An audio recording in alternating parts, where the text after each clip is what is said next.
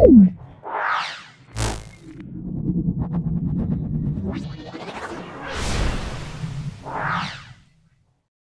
আজকে আমরা 12তম স্কুল ময়না বিবেকানন্দ বিদ্যাপীঠ সলভ করছি। দেখে নাও, প্রথমে গ্রুপের প্রশ্ন। পৃষ্ঠটান ক্রিয়া করে তরলের সঙ্গে, পৃষ্ঠটান ক্রিয়া করে তরলের সঙ্গে। দেখে নাও, তরল পৃষ্ঠের মুক্ত পৃষ্ঠে, দেখো তরলের মুক্ত পৃষ্ঠে একটা রেখা কল্পনা করলে ওই রেখার সঙ্গে লম্বভাবে তরল পৃষ্ঠের সঙ্গে স্পর্শক বরাবর, তাহলে রেখার সঙ্গে লম্বভাবে তরল পৃষ্ঠের সঙ্গে স্পর্শ বরাবর যে বল কাজ করবে, তাহলে তরল পৃষ্ঠের সঙ্গে, তাহলে এখানে চলে আসে তরল পৃষ্ঠের সঙ্গে স্পর্শক ভাবে। তাহলে আমরা কি পাবো? তরল পৃষ্ঠের সঙ্গে স্পর্শক বরাবর বলা আছে, মানে স্পর্শকীয় ভাবে। এককবিহীন রাশি আমরা বলবো আপেক্ষিক গুরুত্ব। ঘাতের এসে একক আমরা বলবো নিউটন বলবো। ঘাত একটা বল, তাহলে ঘাতের এসে একক আমরা নিউটন বলবো। তারপর চলে আসুন, যে রাশির মান কখন ঋণাত্মক সম্ভব নয় সেটা আমরা বলবো গতিশক্তি। গতিশক্তি কখন ঋণাত্মক সম্ভব নয়। শব্দের তীব্রতা মাপার একক আমরা বলবো বেল। যে যন্ত্রের সাহায্যে তাপ মাপা হয় তার নাম হলো ক্যালোরিমিটার। এই পরমাণুতে তাহলে অক্সিজেন নিউটন সংখ্যা থাকে 18 - 8। 18 থেকে 8 বাদ দিলে আমরা বলবো 10টা হবে। 18 থেকে 8 বাদ দিলে আমরা বলবো 10টা। তাহলে কোনটি ইমালশন বলা হয়? ইমালশন আমরা বলবো সাবানের ফেনাটাকে আমরা ইমালশন বলবো। ইমালশন বলা হয় সাবানের ফেনা। নাও কোনটি সমিত লবণ নয়? তাহলে সমিত লবণ নয়, দেখে নাও। তাহলে সমিত লবণ হলো, তাহলে প্রথম মনে রাখতে হবে সমিত লবণ হলো একটি লবণ যা অ্যাসিডের প্রতিস্থাপনীয় হাইড্রোজেন পরমাণু দ্বারা প্রতিস্থাপিত হয়ে উৎপন্ন হয়। অর্থাৎ এখানে দেখো NaCl, KNO3, অর্থাৎ NH4 এগুলো সবই কিন্তু সমিত লবণ। আর এখানে দেখা যাচ্ছে এই যে NaHSO4, এটা কিন্তু সমিত লবণ নয়। তাহলে আমরা আলোচ্য প্রশ্ন উত্তর বলবো NaHSO4 সমিত লবণ নয়।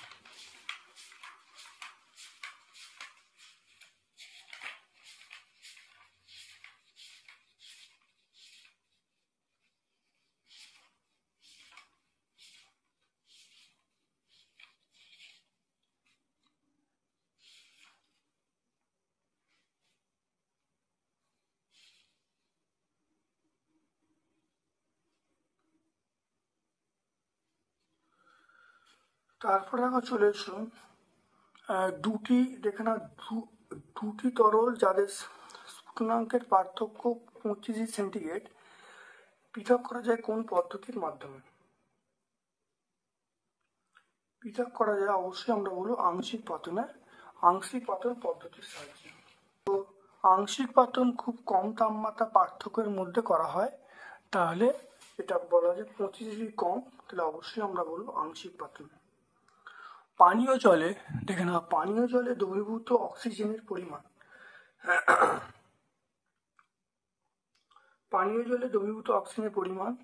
আমরা বলবো 4 থেকে 6। পানীয় জলে দ্রবীভূত অক্সিজেনের পরিমাণ আমরা বলবো 4 থেকে 6 ppm। অক্সিজেন দেখে নাও 4 থেকে 6 mg/লিটার মানে ppm। তারপর দেখো জলাকর্ষী অ্যাসিডধর্মী পদার্থ আমরা বলবো H2SO4।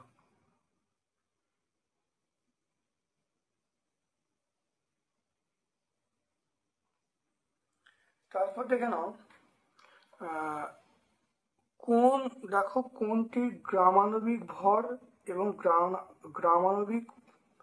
কোনটার গ্রাম আণবিক ভর এবং গ্রাম পারমাণবিক ভর পরস্পর সমান? এটা আমরা বলবো সালফার। তাহলে সালফারে দুটোই সমান। এরপর চলে এসো ড্যাশ, দেখো গ্রুপ বি, গ্যাসের জন্য তরলে নিমজ্জিত বস্তুর ওজন কমে যায়, আমরা বলবো প্লবতার জন্য। সাধারণ তুলা যন্ত্রের যেখানে সাধারণ তুলা যন্ত্রের সাহায্যে ন্যূনতম 10 mg ভর মাপা যায়। সাধারণ তুলা যন্ত্রের সাহায্যে ন্যূনতম 10 mg ভর মাপা যায়, এটা মিথ্যা। এত সূক্ষ্ম ভর মাপা যায় না, এটা হলো মিথ্যা। এটা আমরা 1 গ্রাম মাপতে পারি। 1 গ্রাম সাধারণ তুলা যন্ত্রের সাহায্যে আমরা সবচেয়ে কম 1 গ্রাম মাপতে পারি, কিন্তু 10 mg মাপা যায় না। 4 ডিগ্রি সেন্টিগ্রেড তাপমাত্রা 1 লিটার জলের ভর। 4 ডিগ্রি সেন্টিগ্রেড তাপমাত্রা 1 লিটার জলের ভর আমরা বলবো 1 কেজি। 1 কেজি বলবো।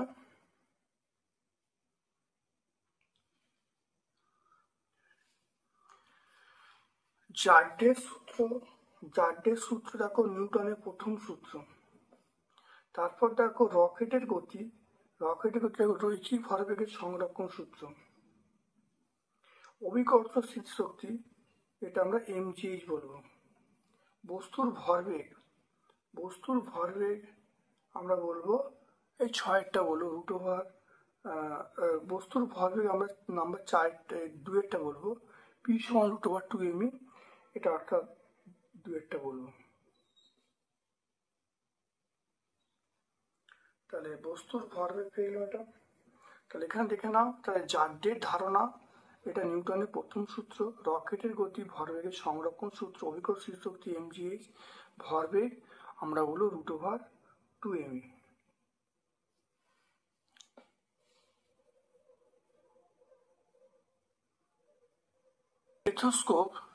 স্টেথোস্কোপ শব্দ কোন নীতির ওপর ভিত্তি করে তৈরি হয়েছে? এটা হলো শব্দের প্রতিফলন। আমরা বলবো শব্দের প্রতিফলন। একটিমাত্র কম্পাউন্ড শব্দকে আমরা কি বলবো? সুর বলবো। ক্ষণস্থায়ী শব্দের জন্য শ্রোতা ও প্রতিফলকের মধ্যে দূরত্ব দেখে নাও।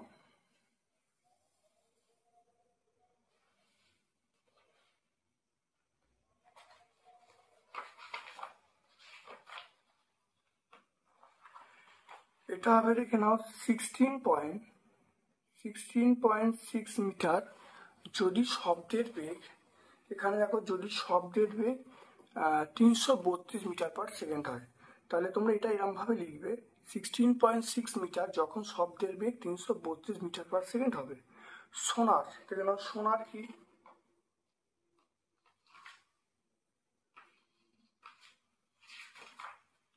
দেখো সোনার হলো, দেখো, সাউন্ড নেভিগেশন অ্যান্ড রেঞ্জিং। এর সাহায্যে শব্দ ব্যবহার করে সমুদ্রের গভীরতা মাপা হয়।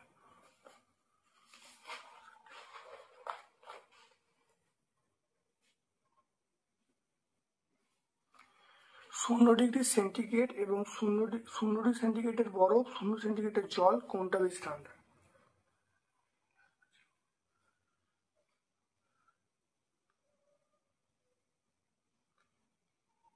তাহলে মনে রাখবে, বেশি ঠান্ডা যখন বরফটা থাকবে, 0 ডিগ্রি সেন্টিগ্রেড তাপমাত্রায় বরফটা বেশি ঠান্ডা, কারণ এর মধ্যে 80 ক্যালোরি তাপ কম থাকে। H সমান mst, এখানে ms কি নির্দেশ করে?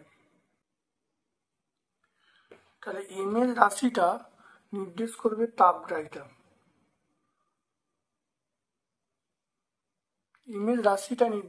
তাপগ্রাহিতা। কার্য এবং তাপের অনুপাতকে আমরা বলবো জুল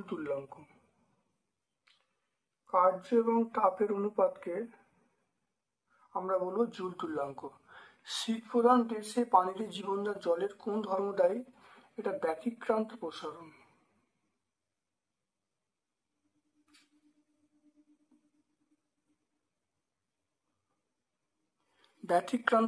দায়ী। আইসোটোপের কোন প্রাথমিক কণা দায়ী? আইসোটোপগুলি প্রোটন সংখ্যা সমান হয়, প্রোটন সংখ্যা একই থাকে, নিউট্রন সংখ্যা ভিন্ন হয়। তাই আমরা জানি যে পরমাণু ক্রমাঙ্ক বা প্রোটন সংখ্যা হলো মৌলের মূল ধর্ম। তাই আইসোটোপগুলির রাসায়নিক ধর্ম অভিন্ন হয়।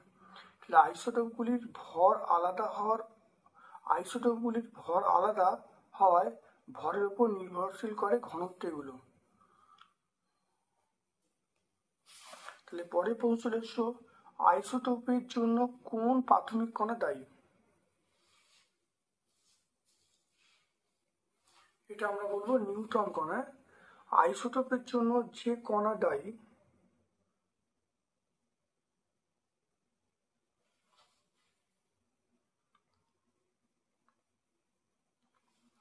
মনে রাখতে হবে, যেটা আলাদা হবে সেটাই দায়ী। তাহলে নিউট্রন কণা, আইসোটোপের জন্য যে কণা দায়ী সেটা আমরা বলবো নিউট্রন কণা দায়ী। কারণ এটা মনে রাখতে হবে, নিউট্রন কণা ভিন্ন হওয়ার জন্য আইসোটোপ ঘটনা ঘটে, প্রোটন সঙ্গে এক থাকে। ইলেকট্রনের ভর কত? ইলেকট্রনের ভর আমরা বলবো সেটা হলো 9.1 × 10⁻⁻31 এত কেজি। তাহলে এত কেজি, তাহলে 9.1 × 10⁻, এটা 1000 দিয়ে গুণ করলে 10⁻28 গ্রাম। ওজনের দেখে না, ওজনের পারমাণবিকতা আমরা বলবো 3, কারণ O3 মানে 3। তারপর দেখো আণবিক গুরুত্ব এবং বাষ্প ঘনত্বের মধ্যে সম্পর্ক। এটা আমরা জানি m = 2d, অর্থাৎ m মানে আমরা বলবো আণবিক গুরুত্ব, d মানে বাষ্প ঘনত্ব। সম্পৃক্ত দ্রবণ তাপ প্রয়োগ করলে দ্রবণটি গ্যাস হয়ে যায়, দ্রবণটি সম্পৃক্ত দ্রবণে তাপ দ্রবণটা অসম্পৃক্ত হয়ে যায়।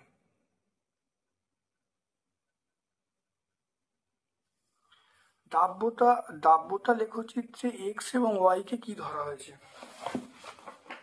x অক্ষে তাপমাত্রা, y অক্ষে দাব্যতা।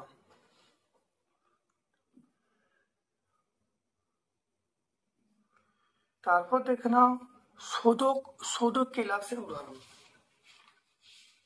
দেখে নাও শোধক ক্লাস আমরা বলবো 2টে বলবে, CuSO4, 5H2O।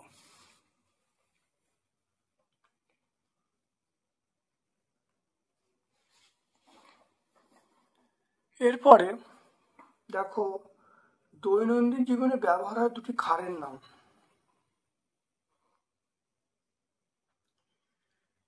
আমরা বলবো NaOH বলবো।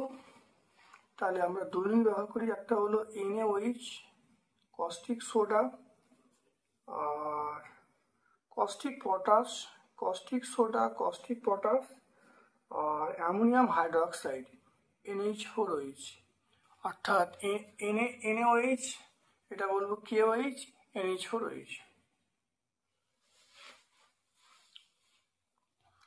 সকল ক্ষারককে ক্ষার বলা হয়। সকল ক্ষারককে ক্ষার বলা হয়।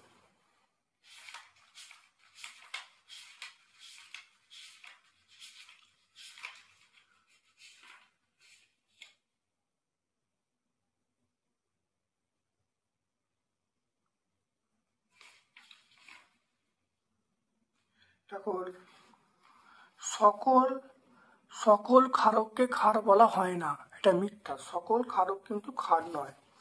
তাহলে এখানে বলা আছে সকল ক্ষারককে ক্ষার বলা হয়, এটা মিথ্যা। দুটি প্রাকৃতিক নির্দেশক, এটা আমরা বলবো দুটো প্রাকৃতিক নির্দেশক। এটা আমরা হলুদ বলবো, এটা লিটমাস। এটা আমরা একটা বলবো লিটমাস, একটা হলুদ। তাহলে হলুদ এবং লিটমাস আমরা বলবো। পাতনের কটি ধাপ ও কি কি?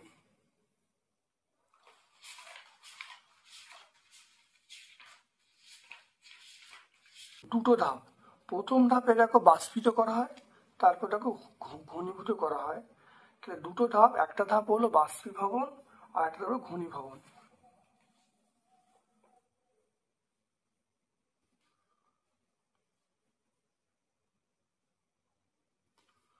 পেট্রোলিয়াম পরিশোধনের অবশেষকে এটা পিচ হিসাবে পাওয়া যায়, পিচ।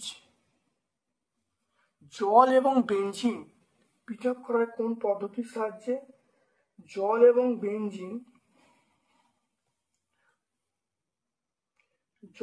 বেনজিন পৃথক করা হয়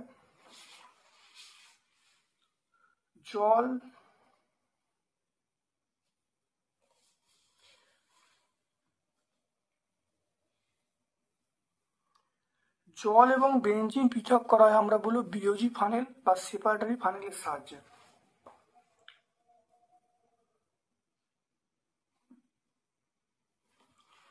ক্লোরিনেশন কাকে বলে?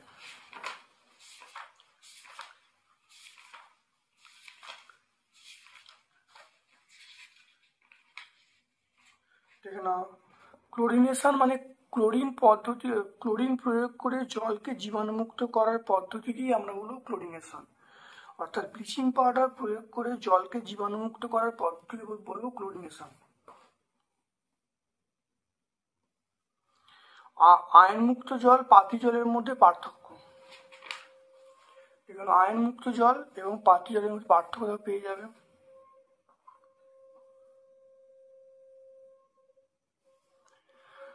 তা ব্ল্যাক ফুট ডিজিজ কেন হয়? দেখে নাও, ব্ল্যাক ফুট ডিজিজ দেখো আর্সেনিক দূষণের ফলে ব্ল্যাক ফুট ডিজিজ হয়।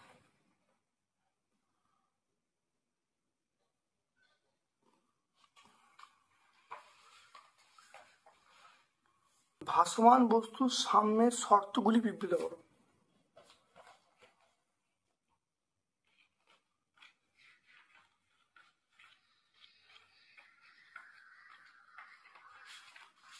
ভাসমান বস্তুর সাম্যের শর্ত দেখে নাও, তিনটে দেখো সাম্যের শর্ত দেখে নাও, একটা দুটো তিনটে বলে দেবে।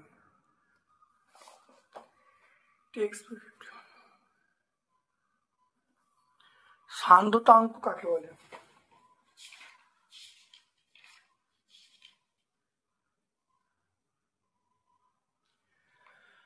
দেখে নাও, পাশাপাশি দেখো পাশাপাশি অবস্থিত একক ব্যবধানে থাকা দুটি স্তরের মধ্যে একক আপেক্ষিক বেগ বজায় রাখতে গেলে প্রতি একক ক্ষেত্রফলে যে বল প্রয়োগ করা হয় তাকে আমরা সান্দ্রতাঙ্ক বলবো।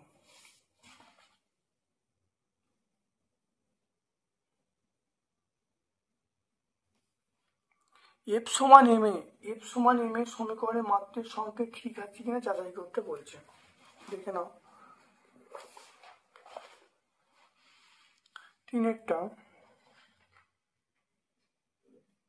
তিনের দাগে তিনেরটা দেখো LHS আর HS।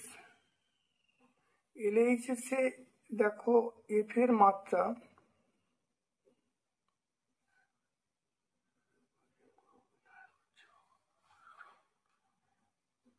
তাহলে এটা হলো এফ এর মাত্রা, তাহলে m(L(T⁻²), এটা হলো এফ এর মাত্রা। আর এইচএস এ বলা আছে MA, তাহলে আমরা এখান থেকে দেখো বলবো এম এর মাত্রা আর এ এর মাত্রা, তাহলে এম এর মাত্রা এম, এ এর মাত্রা L(T⁻²²), তাহলে দেখো তাহলে মাত্রার দিকটা ঠিক আছে, তাহলে LHS = RHS। দেখে নাও, তাহলে আমরা বলবো মাত্রার দিকটা ঠিক আছে। তারপর দেখো চলে এসো, একটি মাল বোঝাই ট্রাক এবং একটি খালি ট্রাক একই বেগে চলছে, কোনটি ব্রেক কষে থামানো কঠিন হবে? অবশ্যই মাল বোঝাই ট্রাকে গতিশক্তি বেশি হবে, তাহলে গতিশক্তি বেশি হওয়ার জন্য থামাতে বেশি কষ্ট হবে, তাহলে ব্রেক কষে থামানো সোজা কোনটা হবে? অর্থাৎ খালি ট্রাক। তাহলে খালি ট্রাক থামাতে সোজা হবে কারণ তার গতিশক্তি কম হবে, বিরুদ্ধে যে গতিশক্তি কম হবে তাই থামানো সোজা হবে, থামানো কঠিন হবে মালবাহী ট্রাক। ক্ষমতা এবং বেগের মধ্যে সম্পর্ক।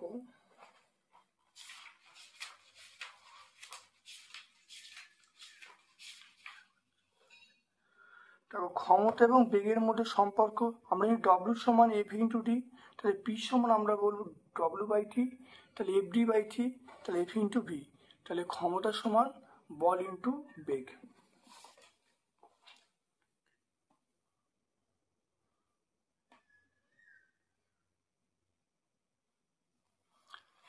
তারপরে দেখে নাও, 50 কেজি ভরের এক ব্যক্তি 5 মিনিটে 50 কেজি ভরের এক ব্যক্তি 5 মিনিটে 50.5 মিটার উচ্চতা উঠল, ক্ষমতা নির্ণয় করতে বলছে।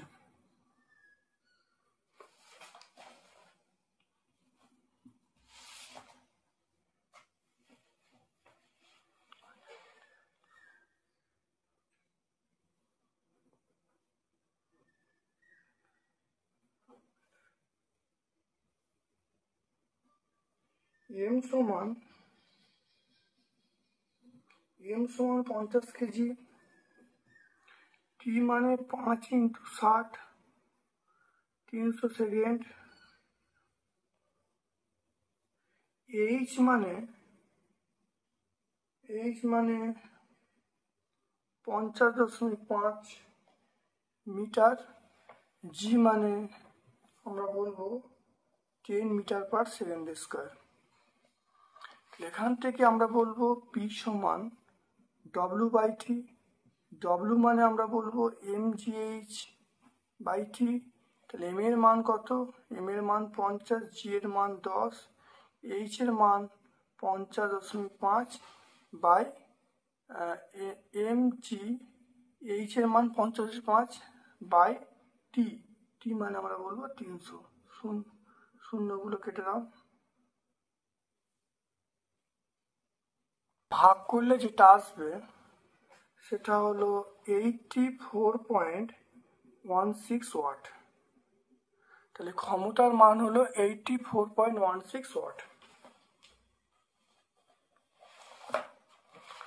পরেরটা চলে এসো।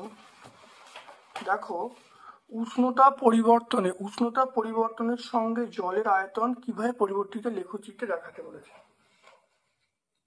দেখো উষ্ণতার সঙ্গে দেখো আয়তনের দেখো এরকম লেখচিত্র হবে।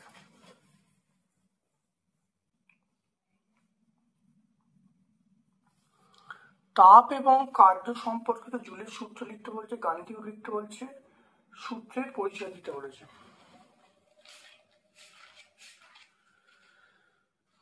যদি কার্যকে সম্পূর্ণরূপে কার্য এবং তাপ পরস্পরের সমানুপাতিক হবে, ডব্লিউ হলো কাজ, এইচ হলো তাপ, তাহলে ডব্লিউ প্রপোর্শনাল তার ডব্লিউ ইকুয়াল টু এইচ, যেটাকে বলে জুল তুল্যাঙ্ক ও যান্ত্রিক তুল্যাঙ্ক।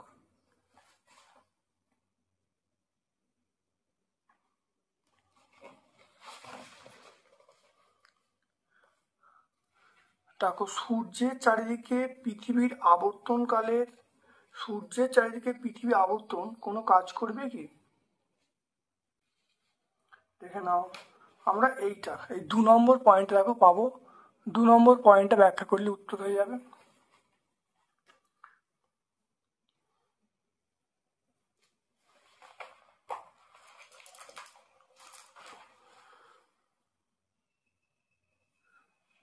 এসআই পদ্ধতিতে কার্যেককে সংজ্ঞা দিতে বলছে। এসআই পদ্ধতিতে কার্যের এককটা জুল, অর্থাৎ কোনো বস্তুর উপর 1 নিউটন বল প্রয়োগ করলে বলের অভিমুখে সরণ যদি 1 মিটার হয় তাহলে কৃতকার্যকে 1 জুল বলবো।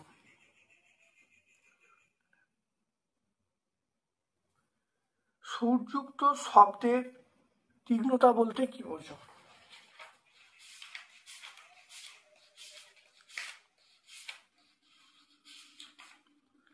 দেখো তীক্ষ্ণতা অর্থাৎ শব্দের যে বৈশিষ্ট্যের জন্য তীব্র এবং চড়া খাদের মধ্যে পার্থক্য নির্ণয় করা তাকে আমি তীক্ষ্ণতা বলবো।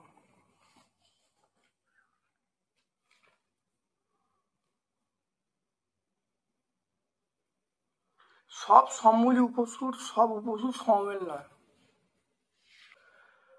দেখে নাও, আমরা এই 2 নম্বর পয়েন্টটা ব্যাখ্যা করে দেবো। দেখে নাও এই 2 নম্বর পয়েন্টটা।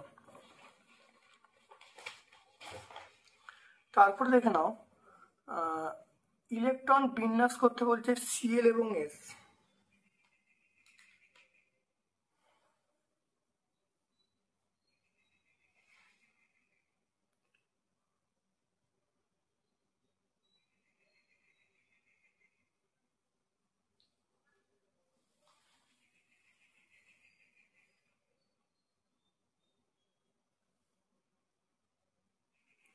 তাহলে আমরা সিএল দেখো বলবো, সিএল এর ইলেকট্রন বিন্যাস দেখে নাও। সিএল মানে আমরা 17 বলবো, 17। সিএল মানে আমরা বলবো 17, তাহলে 2 হবে, 8 হবে, 7 হবে, আর প্রথম কক্ষে 2, তারপরে কক্ষে 8, তারপরে 7। আর সালফার মানে 16 মানে 2 হবে, 8 হবে, 6 হবে। তারপর দেখো এফির প্রকৃত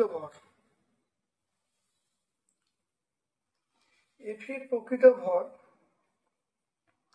এখানে এফি মানে আমরা পেয়ে যাব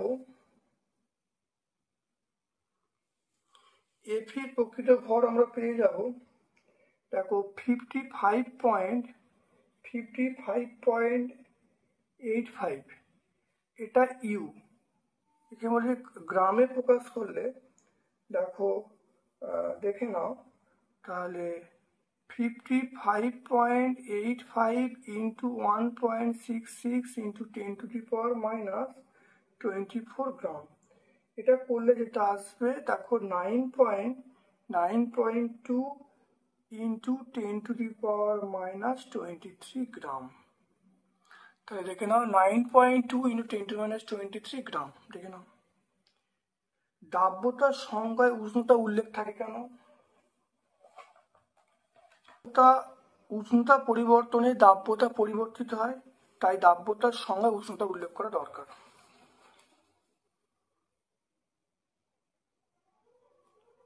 মিল্ক অফ ম্যাগনেসিয়া কি, এর ব্যবহার লিখতে বলছে।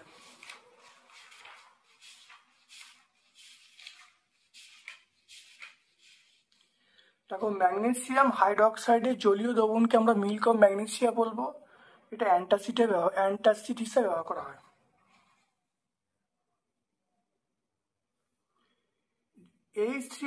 H3PO2 এর জলীয় দ্রবণ ক্ষারীয়, কিন্তু H3PO4 এটা দ্বিক্ষারীয় অ্যাসিড কেন? তাহলে H3PO2 এটা হলো দ্বিক্ষারীয় আর H3PO4 দ্বিক্ষারীয় কেন?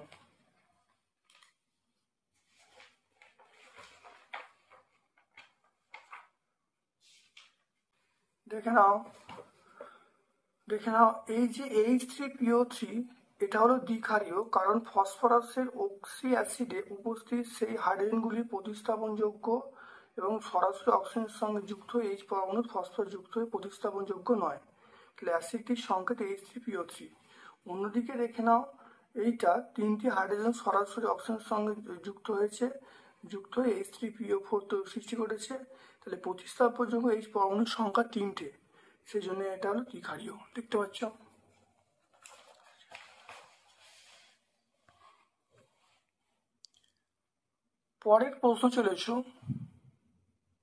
পরের প্রশ্ন, খনির ভেতরে জলের স্ফুটনাঙ্ক স্বাভাবিকের তুলনায় কম না বেশি?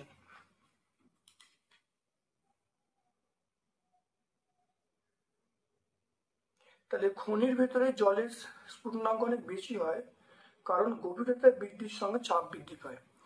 তাহলে এটা মনে রাখবে, স্ফুটনাঙ্ক বেশি হয় কারণ যত গভীরতা মানে ডি যত বাড়ে তত স্ফুটনাঙ্ক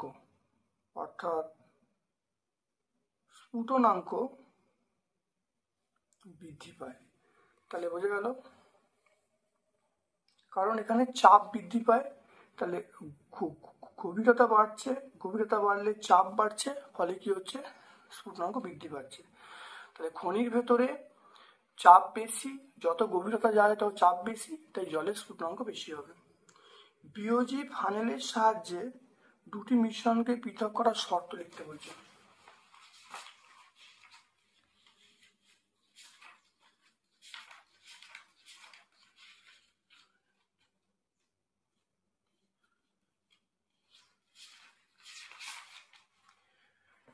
দেখো শর্ত 1 নম্বর হলো,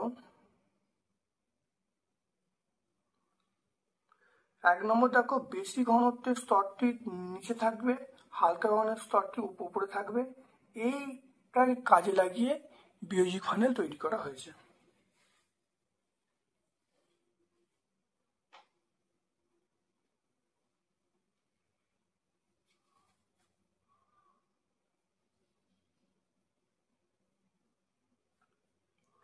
প্যারিস গ্রিন কি পানীয় জলে ফ্লুরাইডের স্বাভাবিক মাত্রা কতটি? তাহলে প্যারিস গ্রিন হলো একটা সবুজ রঙের রঞ্জক। তাহলে প্যারিস গ্রিন আমরা বলবো এটা হলো সবুজ রঞ্জক। তাহলে প্যারিস গ্রিন আমরা বলবো সবুজ রঞ্জক। এর রাসায়নিক নাম রাসায়নিক নাম হলো কপার অ্যাসিটো আর্সেনাইড। এর রাসায়নিক নাম হলো কপার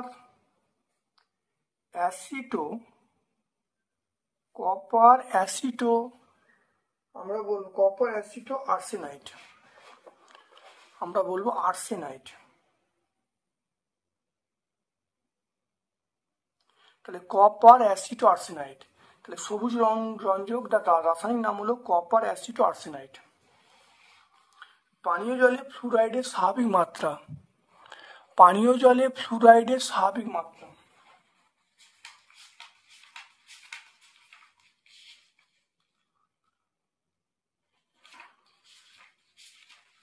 পানীয় জলে ফ্লুরাইডের স্বাভাবিক মাত্রা দেখে নাও 1 mg/লিটার।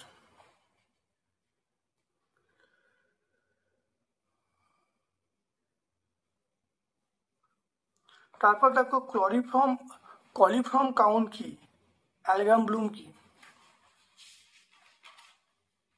কলিফর্ম কাউন্ট দেখো ইকোলাই থেকে শুরু করে কলিফর্ম কাউন্ট বলে, তাহলে আমরা ইকোলাই থেকে শুরু করব, আমরা এই কলিফর্ম কাউন্ট বলবো।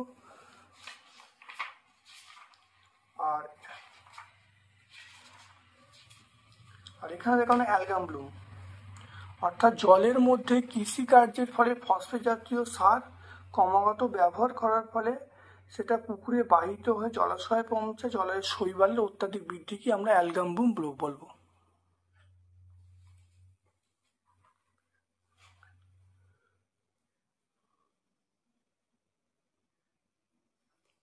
পানীয় জলকে আর্সেনিক মুক্ত করার জন্য দুটি উপায়।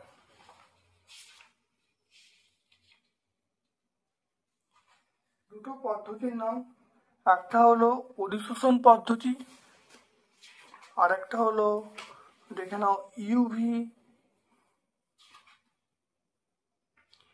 আরেকটা হলো ইউভি রশ্মির সাহায্যে, আয়ন বিনিময় পদ্ধতির সাহায্যে।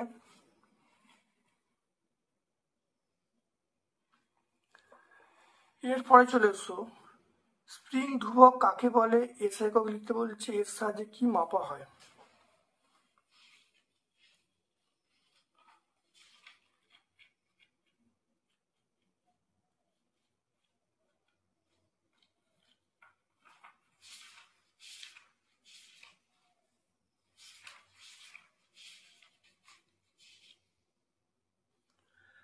দেখো স্প্রিং ধ্রুবক বা বল ধ্রুবক দেখে নাও, অর্থাৎ স্থিতিস্থাপক সীমার মধ্যে প্রসার্য বল এবং দৈর্ঘ্য বৃদ্ধি পরস্পরের সমানুপাতিক হয়, অর্থাৎ স্প্রিং এর একক দৈর্ঘ্য বৃদ্ধির জন্য প্রয়োজনীয় বলকে আমরা স্প্রিং ধ্রুবক বলবো। স্প্রিং ধ্রুবকের আমরা যে একক বলবো, স্প্রিং ধ্রুবকের একক ধরো আমরা যদি সিজিএস একক এসআই বলি, তাহলে এসআই একক আমরা কি বলবো, সেটা বলবো নিউটন পার মিটার, আর সিজিএসে আমরা বলবো ডাইন পার সেন্টিমিটার। আর স্প্রিং ধ্রুবক কি প্রকাশ করবে, স্প্রিং এর অনমনীয়তা।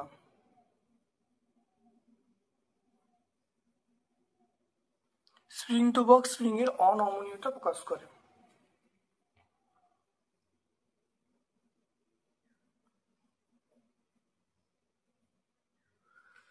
তারপরে চলে এসো 75, দেখো 72, একটি বস্তু 72 মিটার পার সেকেন্ড প্রাথমিক বেগ নিয়ে যাত্রা শুরু করলে এবং 10 মিটার পার সেকেন্ড স্কয়ার ত্বরণ সহ 400 মিটার পথ গেল, অন্তিম গতিবেগ কত।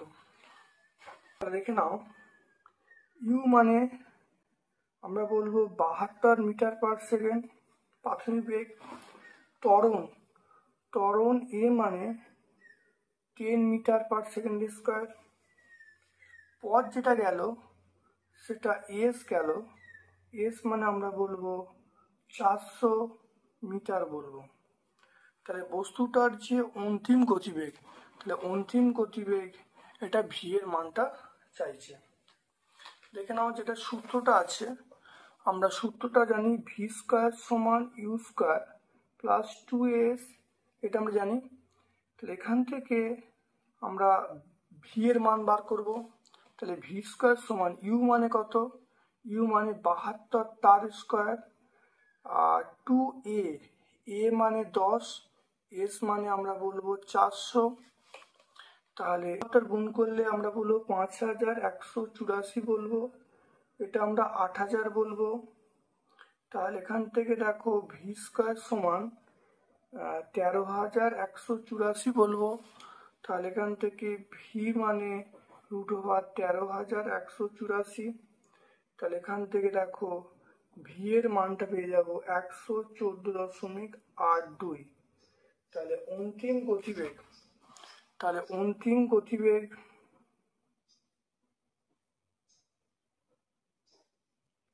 অন্তিম গতিবেগ 114.82 মিটার পার সেকেন্ড। তাহলে ইউ এর মান দেখো দেওয়া আছে, এ এর মান, এস এর মান সব দেওয়া আছে। তাহলে ভি স্কোয়ার সমান ইউ স্কোয়ার প্লাস 2s, এখানে দেখো সব মান বসিয়েছি, বসে ভি এর মান পেয়ে গেছি 114.82। তাহলে অন্তিম গতিবেগ পেয়ে গেলুম 114.82 মিটার পার সেকেন্ড। তারপর দেখে নাও সুর এবং স্বরের পার্থক্য লিখতে বলছে।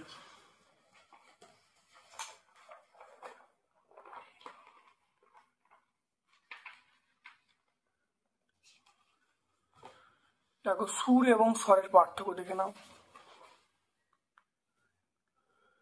অষ্টক কাকে বলে?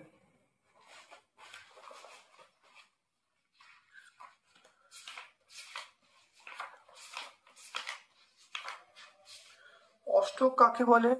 কোনো স্বরের কম্পাঙ্ক যদি মূল স্বরের দ্বিগুণ হয়, কোনো সুরের কম্পাঙ্ক অপর একটি সুরের কম্পাঙ্কে দ্বিগুণ হলে তাহলে তাকে অষ্টক বলবো।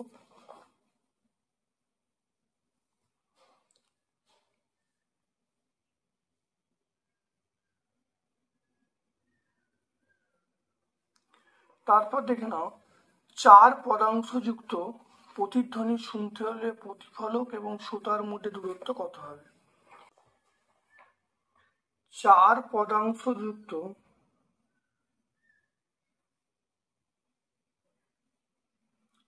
পদাংশযুক্ত শব্দের প্রতিধ্বনি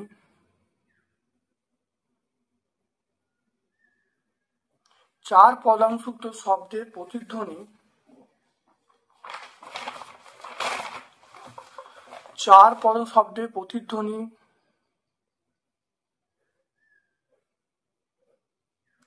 চার পদাংশ শব্দের প্রতিধ্বনি শুনতে হলে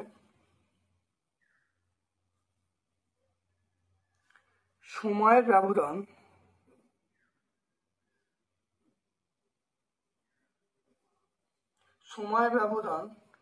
একটার জন্য 1/5, চারটের জন্য আমরা 4 গুণ করব, তাহলে এত সেকেন্ড। আমি ধরে নিচ্ছি বায়ুতে শব্দের বেগ এটা হলো 332 মিটার পার সেকেন্ড, বায়ুতে শব্দের বেগ। তাহলে উৎস ও প্রতিফলকের মধ্যে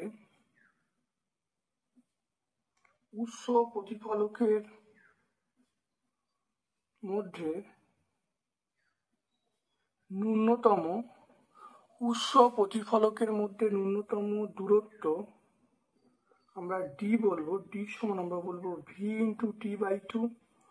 তাহলে ভি মানে 332, টি মানে 4/5/2, তাহলে আমরা বলবো, দেখে নাও, দেখো কত হবে 1328/10, তাহলে এটা আমরা বলবো 132.8 মিটার।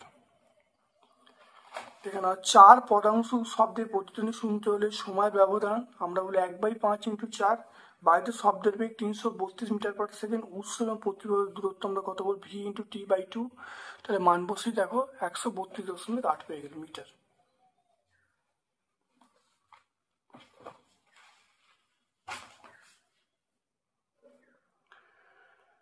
তারপরে দেখে নাও 50 গ্রাম জল 25 সেন্টিগ্রেড তাপমাত্রা থেকে স্ফুটনাঙ্কে পৌঁছাতে কত তাপ বহন করবে?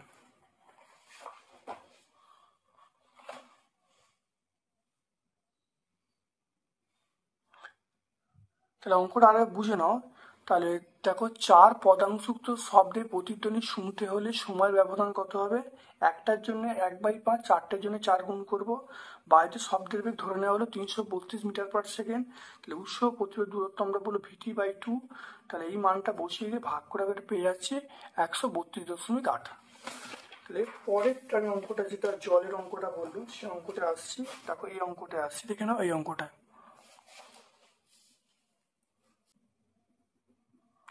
চারেরটা, এটা এম জলের ভর এম সমান 50 গ্রাম। জলের আপেক্ষিক তাপ এস সমান 1 calorie per gram degree centigrade. আর তাপমাত্রা বৃদ্ধি টি সমান, আমরা কি বলবো, সেটা 100 ডিগ্রি থেকে 25 ডিগ্রি বাদ যাবে, বাদ গেলে কত হবে? 75 ডিগ্রি সেন্টিগ্রেড। প্রয়োজনীয়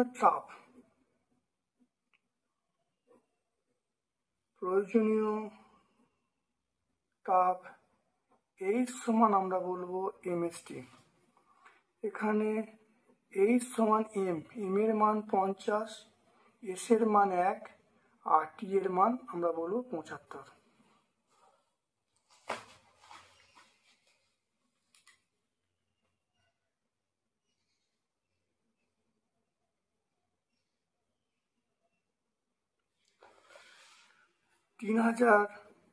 তাহলে দেখে নাও 3750 ক্যালোরি। তাহলে জলের ভর দেওয়া আছে, আপেক্ষিক তাপ দেওয়া, তাপমাত্রা বৃদ্ধি দেওয়া আছে, প্রয়োজন এইচ সমান এমএসটি, মানটা বসে যাবো 3750 ক্যালোরি।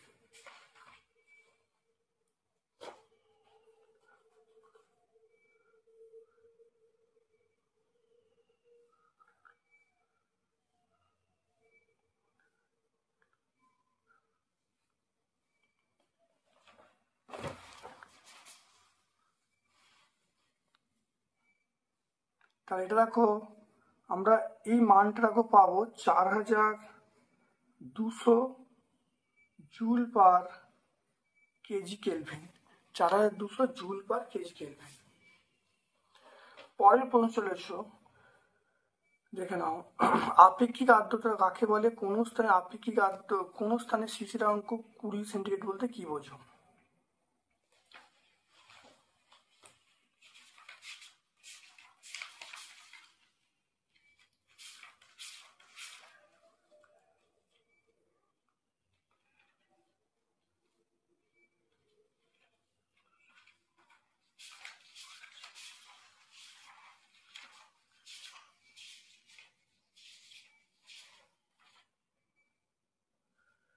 আপেক্ষিক আর্দ্রতা দেখো কোনো নির্দিষ্ট উষ্ণতায়, কোনো নির্দিষ্ট আয়তনের বায়ুতে যে জলীয় থাকে, সেই উষ্ণতায় ওই আয়তনের বায়ুতে সম্পৃক্ত করতে যে পরিমাণ জলীয় প্রয়োজন, এই দুইয়ের অনুপাতকে আমরা আপেক্ষিক আর্দ্রতা বলবো।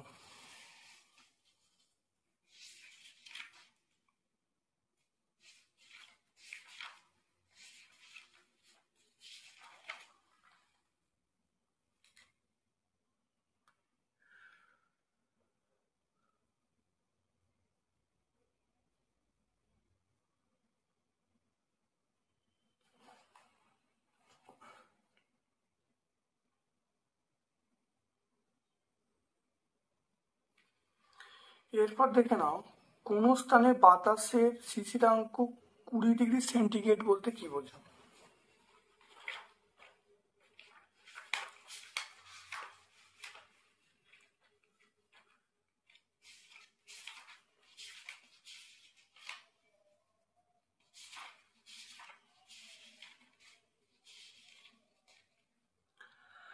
অর্থাৎ দেখো, যে নির্দিষ্ট উষ্ণতায় কোনো নির্দিষ্ট বায়ু তার জলীয় বাষ্প সম্পৃক্ত হয় তাকে শিশিরাঙ্ক বলবো। তাহলে বলবো 20 ডিগ্রি সেন্টিগ্রেড তাপমাত্রায় কোনো নির্দিষ্ট পরিমাণ বায়ু তার মধ্যে উপস্থিত জলীয় বাষ্প সম্পৃক্ত হবে। তারপর চলে এসো, দেখো হাইড্রোজেনের তেজস্ক্রিয় আইসোটোপের নাম কি? তাহলে হাইড্রোজেনের তেজস্ক্রিয় আইসোটোপের নাম আমরা বলবো ট্রিটিয়াম। হাইড্রোজেনের তেজস্ক্রিয় আইসোটোপ আমরা বলবো ট্রিটিয়াম। তাহলে এটার নাম হলো, এটা হলো দেখো 5-এরটা, তাহলে 3H1, এটার নাম হলো ট্রিটিয়াম। এটার নাম ট্রিটিয়াম। তাহলে আইসো বার কাকে বলে উদাহরণ দিতে বলছি।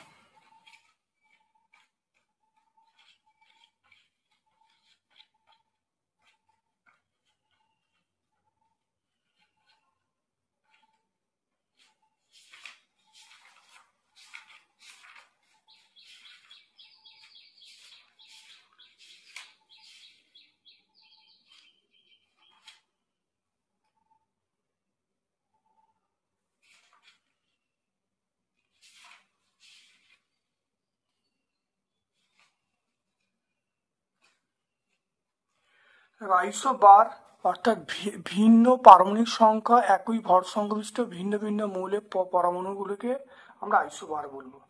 যেমন দেখো এইটা আইসো বার, দেখো আর্গন আর ক্যালসিয়াম পরস্পর আইসো বার।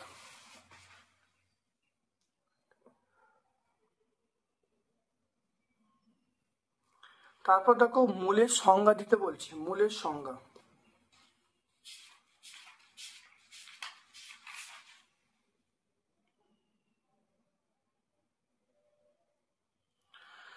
দেখো কোনো পদার্থে যে পরিমাণে কণার সংখ্যা ওই অ্যাভোগাড্রোর সংখ্যা থাকবে তাকে আমরা এক মোল বলবো। তারপর দেখো H2SO করে সংকেত ভর লিখতে বলছে।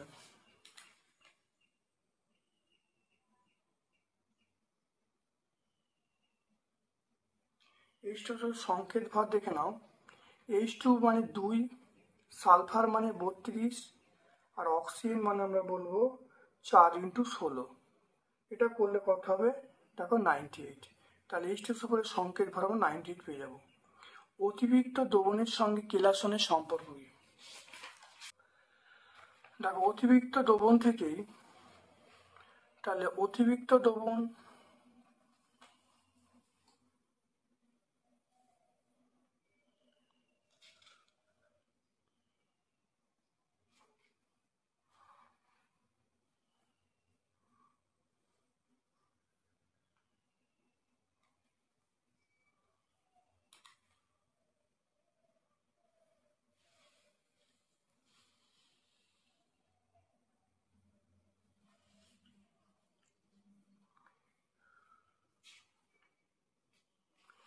দেখো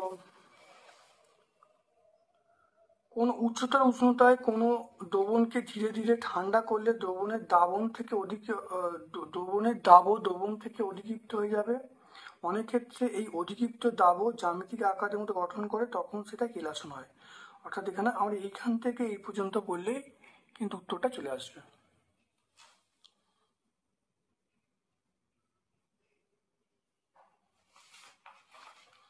তারপরে চলে এসো তরল দ্রাবকে গ্যাসের দাব্যতার উষ্ণতা ও চাপের প্রভাব।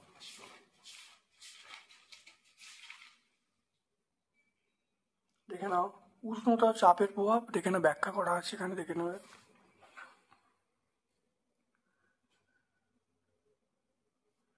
টিন্ডাল প্রভাব কাকে বলে?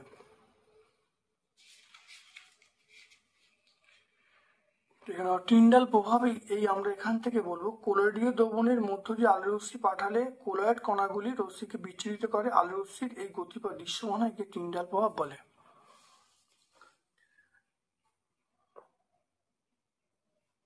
সল এবং জেলের পার্থক্য। সল কাকে বলে? দেখো যে সমস্ত কোলয়েডের বিস্তার মাধ্যম তরল, বিস্তার মাধ্যম কঠিন, তাকে সল বলে। উদাহরণ নদীর ঘোলা জল, গরম গরম ভাতের ফ্যান। আর জেল মানে যে সমস্ত কোলয়েডের বিস্তার মাধ্যম কঠিন এবং বিস্তৃত মাধ্যম তরল, তাকে জেল বলবো। যেমন আমরা বলবো ভাতের ফ্যান, পনির, জিলেটিন, এগুলো বলবো।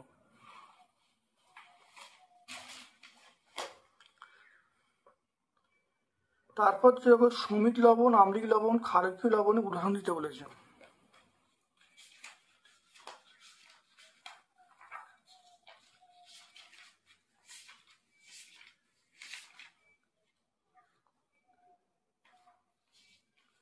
দেখো সমিত লবণ এর উদাহরণ দেখে নাও NaCl, অ্যাসিড লবণ এর উদাহরণ দেখো NaHCO3, ক্ষারকীয় লবণ এর উদাহরণ দেখো ZnOH(Cl).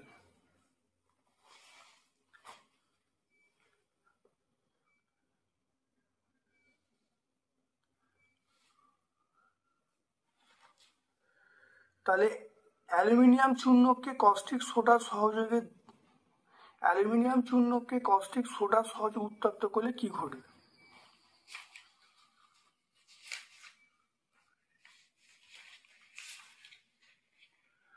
তাহলে অ্যালুমিনিয়াম চূর্ণকে কস্টিক সোডা সহ উত্তপ্ত করলে দেখো সোডিয়াম অ্যালুমিনেট এবং হাইড্রোজেন উৎপন্ন হবে, দেখতে পাচ্ছ।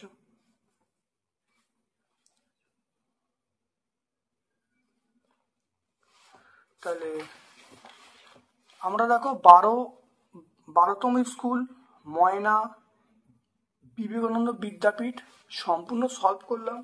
ভিডিওটা প্রথম থেকে শেষ পর্যন্ত দেখো, অত্যন্ত কার্যকরী ভিডিও। আমার পক্ষ থেকে সকলকে ধন্যবাদ এবং শুভকামনা জানাচ্ছি।